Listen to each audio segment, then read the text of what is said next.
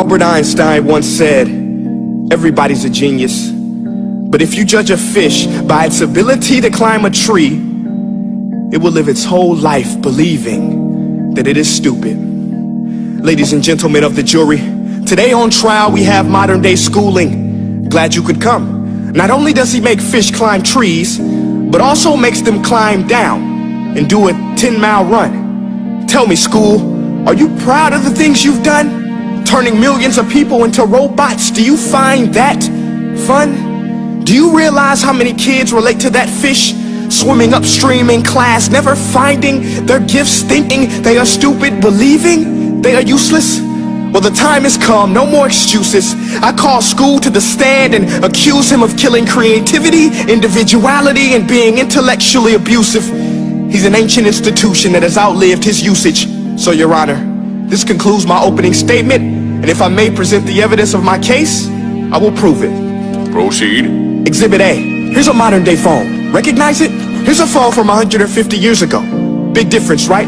Stay with me. Here's a car from today, and here's a car from 150 years ago. Big difference, right? Well, get this. Here's a classroom of today, and here's a class we used 150 years ago.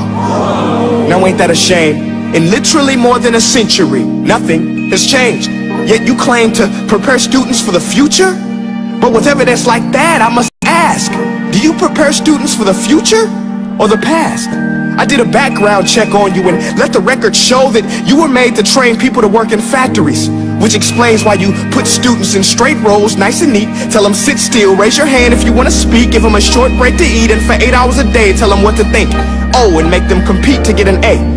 A letter which determines product quality, hence grade A of meat. I get it. Back then, times were different. We all have a past. I myself am no Gandhi. But today, we don't need to make robot zombies. The world has progressed. And now we need people who think creatively, innovatively, critically, independently, with the ability to connect. See, every scientist will tell you that no two brains are the same. And every parent with 2 or more children will confirm that claim. So please explain why you treat students like cookie cutter frames or snapback hats, giving them this one-size-fits-all crap. Watch your language. Sorry, Your Honor, but if a doctor prescribed the exact same medicine to all of his patients, the results would be tragic. So many people would get sick, yet when it comes to school, this is exactly what happens, this educational malpractice, where one teacher stands in front of 20 kids, each one having different strengths, different needs, different gifts, different dreams, and you teach the same thing the same way? That's horrific. Ladies and gentlemen, the defendant should not be acquitted. This may be one of the worst criminal offenses ever to be committed. And let's mention the way you treat your employees. Objection. Overruled. I want to hear this. It's a shame. I mean, teachers have the most important job on the planet, yet they're underpaid? No wonder so many students are short-changed. Let's be honest.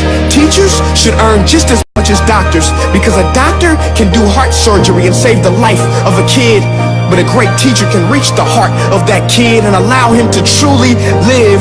See, teachers are heroes that often get blamed, but they're not the problem. They work in a system without many options or rights. Curriculums are created by policymakers, most of which have never taught a day in their life. Just obsessed with standardized tests. They think bubbling in a multiple choice question will determine success. That's outlandish. In fact, these tests are too crude to be used and should be abandoned, but don't take my word for it. Take Frederick J. Kelly, the man who invented standardized testing, who said, and I quote, "These tests are too crude to be used and should be abandoned." Ladies and gentlemen of the jury, if we continue down this road, the results will be lethal. I don't have much faith in school, but I do have faith in people. And if we can customize healthcare, cars, and Facebook pages, then it is our duty to do the same for education, to upgrade it, change it, do away with school spirit, because that's useless.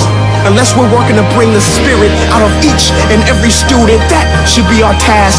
No more Common Core. Instead, let's reach the core of every heart in every class. Sure, math is important, but no more than art or dance. Let's give every gift an equal chance. I know this sounds like a dream, but countries like Finland are doing impressive things.